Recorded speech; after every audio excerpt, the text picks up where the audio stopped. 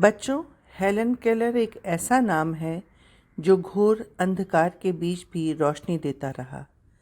कल्पना करो कि जो न सुन सकता हो न देख सकता हो, फिर भी वह लिखना, पढ़ना और बोलना सीख ले। भरपूर आशा आकांक्षा के साथ जीवन जीने लगे और उसके योगदान दुनिया के लिए यादगार बन जाएं। ऐसी थी हेलन केलर। जून 1880 यूनाइटेड स्टेट में कैप्टन आर्थर एच केलर के यहाँ एक प्यारी सी बच्ची ने जन्म लिया।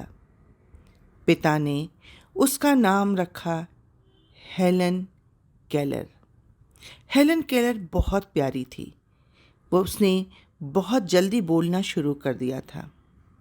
जब वह 2 साल की हुई तो बहुत अधिक ठंड पड़ी। उस ठंड में वह बीमार हो गई। उस बीमारी में वह बच तो गई, पर उसकी देखने व सुनने की शक्ति समाप्त हो गई। जो देखकर भी नहीं देखते पाठ लेखिका की ऑटोबायोग्राफी का हिस्सा है। इस पाठ में वे कहती हैं, मुझे याद नहीं कि ऐसा कैसे हुआ, लेकिन ऐसा लगता था कि रात कभी खत्म क्यों नहीं होती और सुबह क्यों नहीं आती। और तुम्हें पता है बच्चों, दुनिया की सभी भाषाओं में इस किताब के अनुवाद हुए। इसके अलावा भी उनकी 10 पुस्तकें और सैकड़ों लेख प्रकाशित हुए। उन्होंने दुनिया भर में घूम घूम कर अपने जैसे लोगों के अधिकारों और विश्व शांति के लिए काम किया।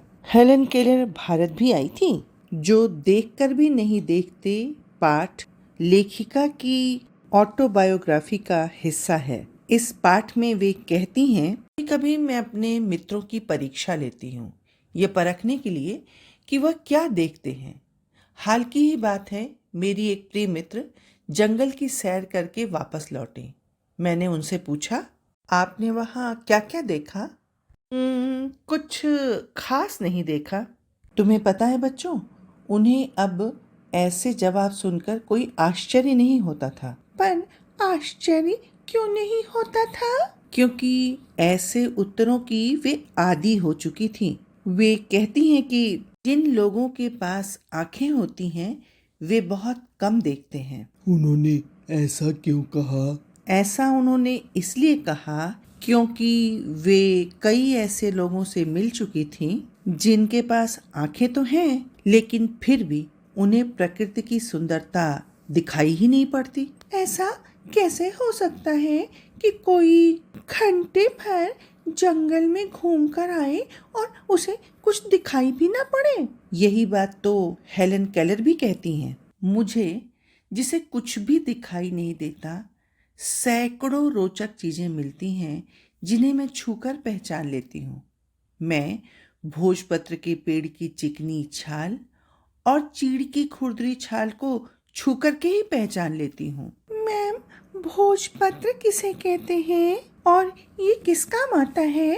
भोजपत्र एक चिकना पेड़ होता है जिसकी छाल को पहले पेज की तरह, पेपर की तरह लिखने के लिए प्रयोग करते थे। क्या लेखिका को प्रकृति से बहुत प्रेम था? हाँ, इसीलिए तो वे कहती हैं, मुझे फूलों की पंखुड़ियों की मखमली सतह छूने और उनकी घुमावदार बनावट महसूस करने में बहुत आनंद आता है। मुझे ऐसा लगता है जैसे प्रकृति ने चारों तरफ जादू बिखेर रखा है। वे अपने आप को तब खुशनसीब मानती हैं जब वे किसी टहनी पर हाथ रखें और चिड़िया के मधुर स्वर उनके कानों में गूंजने लगें। पर उन्हें तो सुनाई नहीं पड़ता था। हाँ, बिल्कुल ठीक कहा तुमने। वे अपने मन की आंखों से चीजें देखती थीं और अनुभव से सुनती थीं। उन्हें और क्या क्या पसंद था? जब वे झरनों में अपने हाथ डालती थीं, तब अंगुलियों के बीच पानी का बहना उन्हें बहुत अच्छा लगता था। उन्होंने अपनी किताब में लिखा है कि मुझे चीड़ की फैली पत्तियां या घास का मैदान किसी भी महंगे कालीन से अधिक प्रिय है। बदलता हुआ मौसम मेरे जीवन में एक नया रंग और खुशियां भर जाता है। मैम, हम सबको प्रकृति से प्रेम करना चाहिए। हाँ, क्योंकि प्रकृति हमें बहुत कुछ देती है। हाँ, ठीक कहा बच्चों तुमने। इसीलिए तो हेलन केलर खुद कहती हैं, सिर्फ छूने भर से इतनी खुशी मिलती है तो उनकी सुंदरता देखकर तो मेरा मन मुग्ध ही हो जाएगा। परंतु जिन लोगों के पास आंखें हैं वे सचमुच बहुत कम देखते हैं। इस दुनिया के अलग अलग सुंदर रंग उनकी संवेदना को नहीं छूते। भगवान ने मनुष्य को जितनी भी क्षमताएं दी हैं वह उन क्षमताओं की कद्र नहीं करता। वह हमेशा उस चीज़ की उम्मीद लगाए रहता है जो उसके पास नहीं है। यह कितने दुख की बात है कि दृष्टि के आशीर्वाद को लोग एक साधारण सी चीज़ समझते हैं, जबकि इस नियामत से जिंदगी को खुशियों के इंद्रधनुषी रंगों से हरा भरा किया जा सकता है। मैम, ये अंतिम लाइन मेरी समझ में नहीं आई। कौन सी लाइन समर? जहाँ लेखिका नियामत से जिंदगी को खुशियों के इंद्रधनुषी रंगों से भरा भरा किया जा सकता है, ऐसा कुछ कह रही थी। अच्छा, तो इसमें लेखिका ये कहना चाहती हैं कि भगवान ने हमें ज़िंदगी में बहुत सारे उपहार दिए हैं और देखने की जो शक्ति दी है वो तो सबसे बड़ा उपहार है। इससे चाहें तो हम अपनी ज़िंदगी को बहुत सुंदर रंगों से भर सकते हैं, खुशियों से भर सकते हैं। मैम, लेसन तो खत्म हो गया, लेकिन अब हमें हेलन केलर के बारे में जानने की बहुत उत्सुकता हो रही है। क्या आप हमें उनके बारे में कुछ और बताएंगी? हाँ, क्यों नहीं। हेलन केलर की अध्यापिका का नाम था एनी सुलेवन। बधिर तथा दृष्टिहीन होने के कारण हेलन केलर को पढ़ा पाना बहुत मुश्किल काम था। एनी सुलेवन ने हेलन के हाथ पर लिख कर उन्हें पढ़ना सिखाया। हेलन उनकी बातें पूरी तरह से समझ नहीं पाती थी। वे बहुत प्रश्न पूछती थी।